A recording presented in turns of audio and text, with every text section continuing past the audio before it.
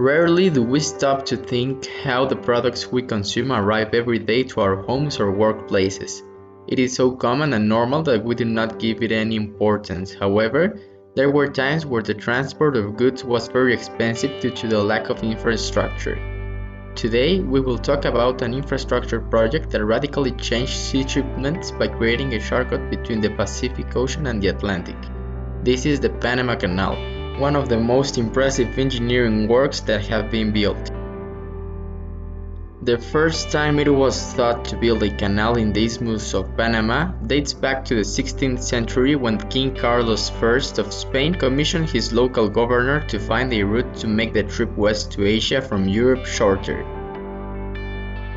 The first attempt made to build a canal was in 1880 by the French.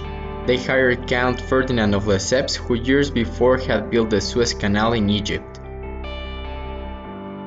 The Suez Canal connected the Mediterranean with the Red Sea, allowing the passage of ships from Europe to Asia without the need of surrounding Africa.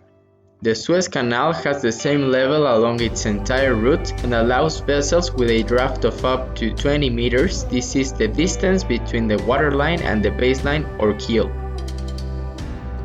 It is important to mention this channel since later it would become a great competitor of the Panama Canal despite being in another continent. We will tell you why later on. Returning to the Panama Canal, the French failed in its construction due to the constant illnesses that got the workers sick, leading thousands to their death. Being precise, 22,000 of them. On the other hand, the heavy rains made the work a nightmare thanks to the landslides and continuous floods.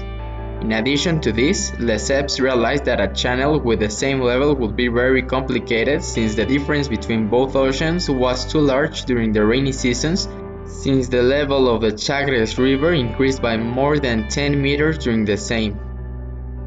By that time, the US was already considering the option of creating a channel that connected both oceans.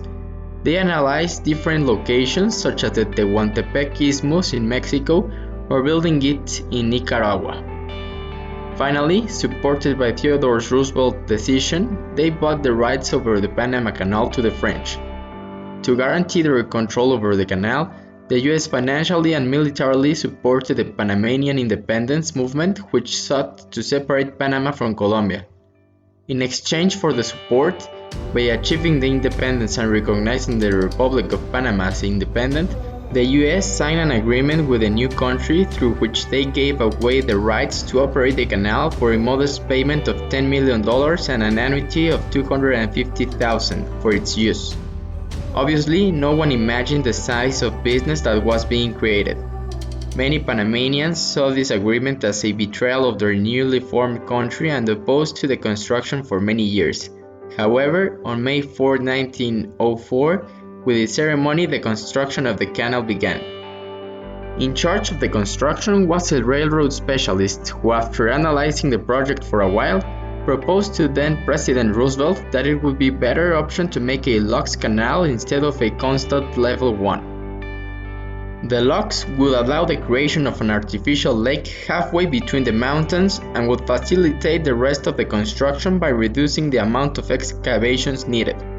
Gatun Lake would be 26 meters above sea level, so the locks would allow boats to go up and down from it. The entire area was fumigated as well, to end yellow fever and malaria transmitted by mosquitoes that had killed so many workers in the past. Construction continued normally until 1906 when Stevens, the railroad builder in charge of the work, decided to resign. Roosevelt immediately appointed an Army engineer as construction manager. This engineer was George Washington Goethals. He began by finishing the construction between Gamboa and Pedro Miguel, which comprised a strait of approximately 15 kilometers through the mountains called the Culebra Cut that would connect the Pacific Ocean with Gatun Lake. For this, he acquired 102 huge steam excavators as well as rock crushers, concrete mixers, and dredgers. New railroad tracks were also built to mobilize the necessary materials throughout the area. The Division of the Atlantic was in charge of Major of the American Army William Sibert, who should connect Gatun Lake with the Atlantic Ocean through a 5.5 kilometer channel. In 1914, the construction would finally be finished. On August 3, 1914, the SS Cristobal became the first ship to cross through the canal from one ocean to the other. The cost of the channel was approximately $500 million, which would currently be equivalent to $10 billion. The opening of the canal dramatically decreased the number of vessels that visited the ports of Chile and Argentina due to the new shortcut that allowed them to avoid the South American continent. The canal requires for its operation a certain level of water in Gatun Lake to fill the locks each time a ship passes. In certain dry seasons, the water level was insufficient, so higher up in the mountains, the Madden Dam was built to supply water to the lake when necessary. In 1964, a series of protests led by Panamanians occurred. They demanded that the channel pass to the hands of their country.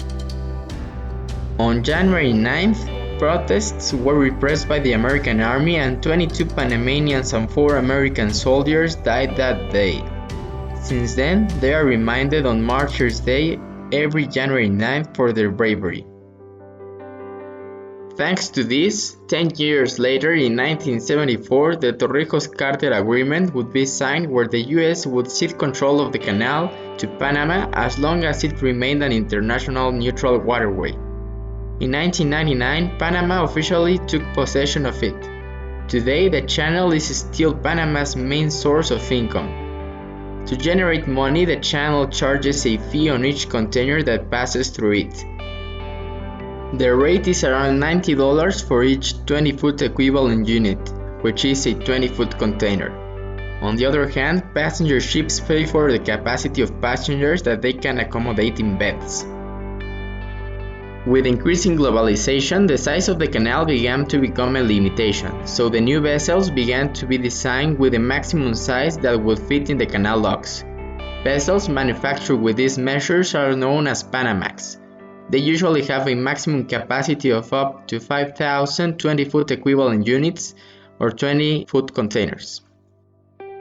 Due to the high cost of using the canal and the size constraints, the channel we were talking about at the beginning, the Suez Canal, began to be more attractive since the costs of its use are lower and the route through Europe to the Atlantic is only a couple of hundred miles longer than the route through the Panama Canal east of the United States.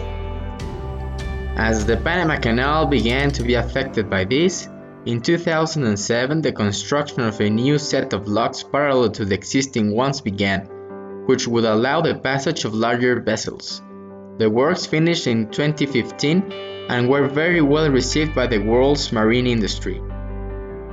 Again, a new size of ships was developed that adapted to the new maximum dimensions of the locks. These ships are known as Neo-Panamax and have a capacity of up to 15,000 TEUs or 20-foot containers. In other words, a capacity 3 times greater than the original locks. There are currently some projects that seek to become important competitors of the Panama Canal. The clearest example of this is a new project in Nicaragua led by the Hong Kong-Nicaragua Canal Development Investment Company. Construction should have begun in 2014, but some environmental and social concerns have delayed it. On the other hand, in Mexico there are currently 2 ports, one in the Atlantic Ocean and one in the Pacific Ocean. These 2 ports are connected by a railroad track. With the arrival of the new government, it is planned to expand both ports and increase the capacity of the railroad to compete with the capacity of the Panama Canal. It is also contemplated to establish this region as a special economic zone to promote along the railway the construction of factories which would benefit from the geographical location of the Isthmus of Tehuantepec and from where they would export to the whole world through the connection with both oceans. We do not know if these projects will be completed one day, but it is a fact that the Panama Canal has allowed globalization to be possible as we know it today and has significantly reduced the travel time and with it the cost of shipping for our products. Now that we know the entire story of the Panama Canal, we must remember all the lives that were lost during its construction so that we can understand the value that this project gives to our daily life. We hope that you have found this video interesting, and we invite you to leave us your comments below. Also, we would appreciate if you could give us a like and share our video with your friends. Thank you for watching us.